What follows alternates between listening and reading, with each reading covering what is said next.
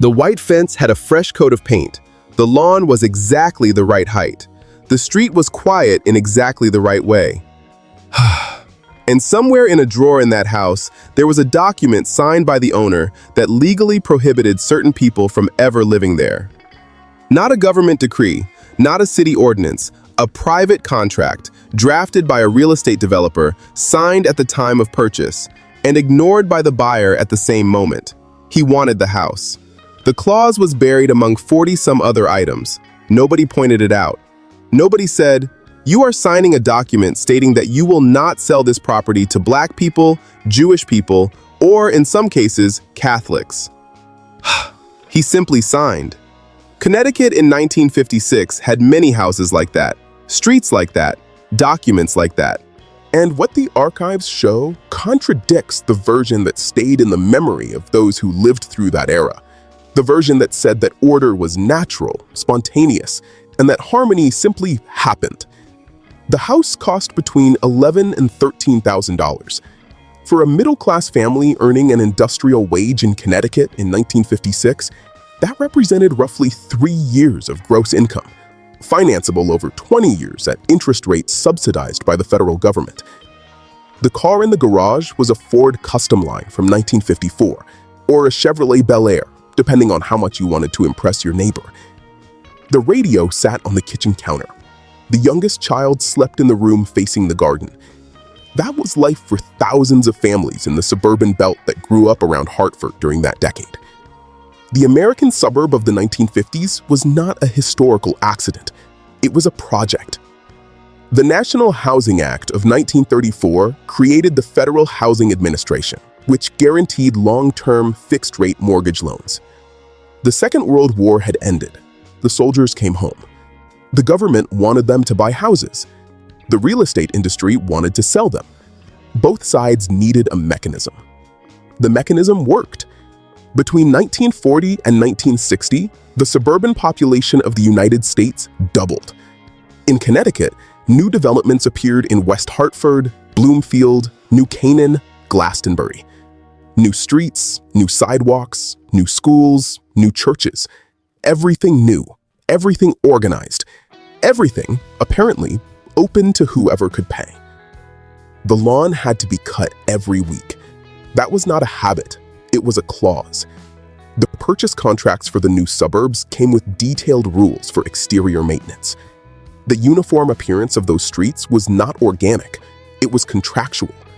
What looked like community was, in part, compliance. Nobody read the entire contract.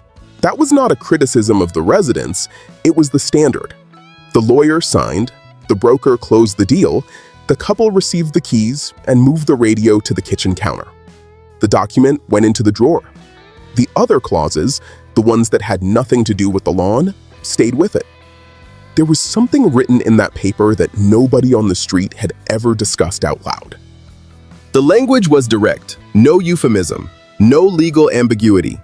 A deed recorded on June 10, 1940, in the High Ledge Homes development in West Hartford, Connecticut, stated verbatim, "No persons of any race except the white race shall use or occupy any building on any lot. With one single exception, domestic employees of another race, provided they were in the service of the owner." That document exists. It is on file. It can be consulted today. This was not an isolated case from an eccentric developer. It was the industry standard. Suburban developers in West Hartford, New Canaan, and other Connecticut towns drafted similar restrictions into their developments throughout the 1930s, 40s, and 50s. In some parts of the state, the restrictions included Jewish people.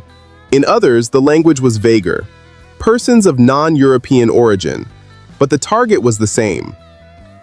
The Supreme Court of the United States had already weighed in on this in 1948. In the case of Shelley versus Kramer, the court decided unanimously that state courts could not enforce these contracts, that compelling compliance with a racial covenant amounted to a discriminatory act by the state itself, violating the 14th Amendment. It was a significant legal victory, but there was a detail. The court declared the covenants unenforceable, not illegal. The difference between those two words defines the next 8 years. A contract that cannot be enforced in court can still be signed. It can still circulate. It can still create social pressure, neighborhood norms, collective expectations. And that is exactly what happened. In West Hartford, documents with racial clauses continued to be written into property deeds in the years following 1948. Researcher Jack Doherty, a professor at Trinity College in Hartford, and his students found racial covenants in real estate records from at least 5 West Hartford neighborhoods, documents that still exist today in the title chains of those properties, without ever having been formally canceled. Why did people keep signing after 1948? Because nobody was required to stop. The law did not say the contract was invalid. It said a judge would not enforce it. For the buyer who wanted the house, the clause seemed harmless. It's here, but it carries no legal weight. For the developer, it remained a sales argument. Your street is protected. For those on the outside of that document, the legal distinction between unenforceable and illegal was completely invisible. The covenant was only one of the walls. In 1937, the Homeowners Loan Corporation produced detailed maps of American cities, assessing the mortgage default risk of each neighborhood. The methodology was explicit. The racial composition of an area was a direct evaluation criterion. Neighborhoods with a black population received a grade of D, marked in red on the maps, hence the name, redlining. Hartford was mapped. Connecticut was mapped. The Federal Housing Administration adopted similar criteria for approving or denying mortgage insurance. The Federal Housing Administration's Operational Manual of 1938 instructed appraisers to consider the racial harmony of a neighborhood as a factor in investment stability. In plain terms, if black families moved into the area, the insurance could be denied. That was not an informal policy. It was written in the manual. The result was an architecture of exclusion built on 3 overlapping layers. The first layer was the covenant in the deed, the private contract the owner had signed. The second was the bank's redlining. If you tried to finance a property in a neighborhood deemed racially compromised, the loan was simply not approved. The third was the broker, real estate agents who practice what would come to be called racial steering, showing properties in white neighborhoods to white buyers and properties in black neighborhoods to black buyers. It was an invisible filter that operated before any conversation about price. The 3 layers worked independently of each other. You could remove one and the other 2 would keep operating. The federal government was not a distant observer of this system. In large part, it had designed it. The Federal Housing Administration's policy of guaranteeing mortgages prioritized new suburbs, where the covenants were freshest and the segregation most complete, over mixed urban neighborhoods, where the risk of racial contamination, in the language of the era, was higher. Congress passed the Servicemen's Readjustment Act of 1944, which offered subsidized mortgages to veterans. But the banks operating under Federal Housing Administration guidelines still redlined. A black veteran who had fought in Europe came back to Connecticut and could not get financing to buy a house in the same suburb where his white colleague lived. That is not an estimated figure. That is what the archives document. In Bloomfield, the demographic shift would come later, but not organically. It would come through blockbusting, brokers calling white residents to say the neighborhood was changing, that property values were going to fall, that it was time to sell. Residents sold out of fear. Brokers resold at a profit. And the narrative that stuck, that Bloomfield simply changed, as though change were a natural force, completely erased the agents who had engineered it. There was an archive documenting parts of this process in real time. There were people recording what was happening. But what they did with those records, and why it matters more than it might seem, that comes in the next chapter. The argument was never racial. It was economic. That is documented. In homeowners association meetings in Connecticut in the 1950s, the standard vocabulary was property values. The logic was presented as financial, not as prejudice. If a black family moved onto the street, neighboring properties would lose value. It was a presumed fact, repeated with the confidence of someone citing a law of physics. The problem is that the economic studies of the time, and those that followed, did not support that premise. In 1955, economist Luigi Laurenti published research analyzing 10,000 real estate transactions in racially integrating neighborhoods across American cities. The conclusion: in 41% of cases, prices rose. In 44%, they remained stable. In only 15% was there a decline. Of devaluation had no consistent empirical basis. It was a belief that fed on itself. And when it finally did cause prices to fall, it was because the fear itself had triggered a mass panic of selling, not the integration. The neighbor down the block did not know that. He knew he had signed a contract. He knew there was a homeowners association meeting on Thursday. He knew the broker had called the week before with a warning. He was not a declared fanatic. He did not use hateful language. He went to church. He waved to the wife across the street. And he would sign a petition asking that a certain family not move into the neighborhood with the same ease with which he paid his property tax. That was the real mechanism. It did not require deep ideological conviction. It required only conformity, and a system that made conformity the easiest option.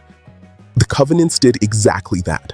They did not simply prohibit, they normalized the prohibition. Turned a choice into a contractual obligation. The resident did not need to examine his own values. The paper had already decided for him. Here is the irony the archives make clear. The man who had signed the covenant to protect his freedom to live as he pleased had in the same act limited his own freedom to sell to whoever he chose. The contract restricted the buyer and the seller. The owner who discovered this when trying to sell to a Jewish friend or to a black coworker found the same document he had signed years earlier, now working against him. The fence protected the neighborhood and locked everyone inside. While the contracts were circulating, people were taking notes. The Connecticut Interracial Commission was created in 1943, one of the first in the country with a mandate to investigate racial discrimination within the state.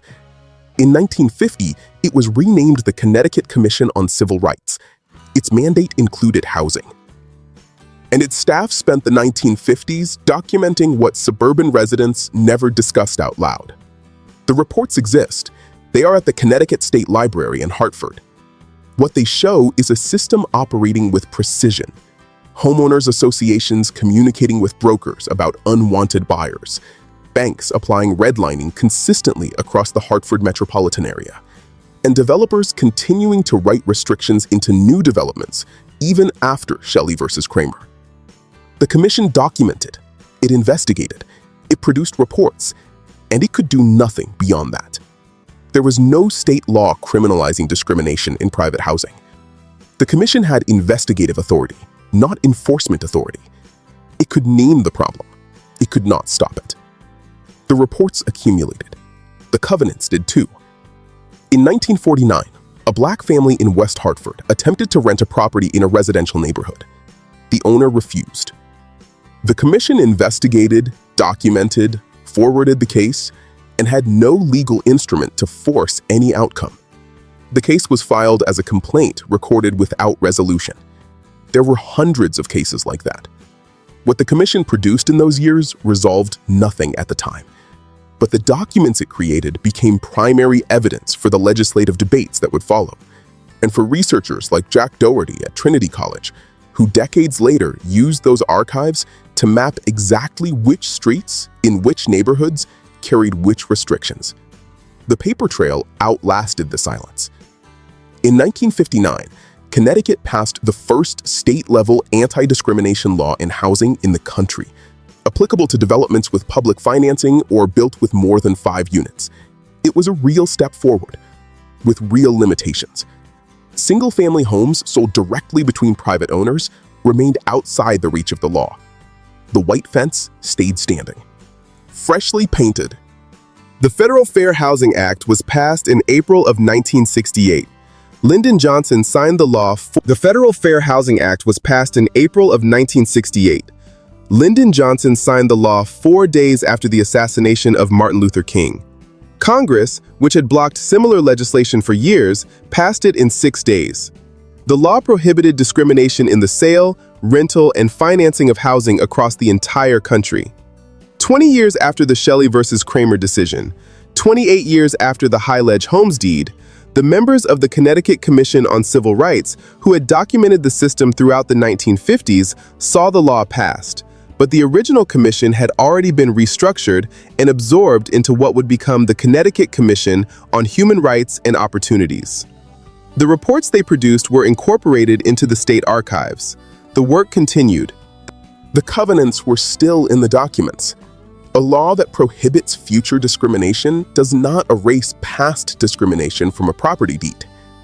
The text typed in 1940 at Highledge Homes was still there, still present in hundreds of other documents across Connecticut, legally without effect, but physically intact. Anyone who bought a property on those streets received, along with the keys, a title chain with that language buried somewhere in an intermediate page. Most people never read it. The irony the archives reveal is this: the same mechanism that had perpetuated the system, indifference to what was written on the page, continued operating in reverse. People had not read the covenants when they signed them. They kept not reading them when they bought properties decades later. The text remained because the indifference remained. In 2021, Connecticut approved a voluntary program allowing property owners to file a form formally canceling discriminatory clauses buried in their title chains. The program exists. Few people know it exists. Participation is low. The covenants remain in the documents because nobody is required to remove them. The Connecticut suburb did not disappear. The houses are still there, many of them.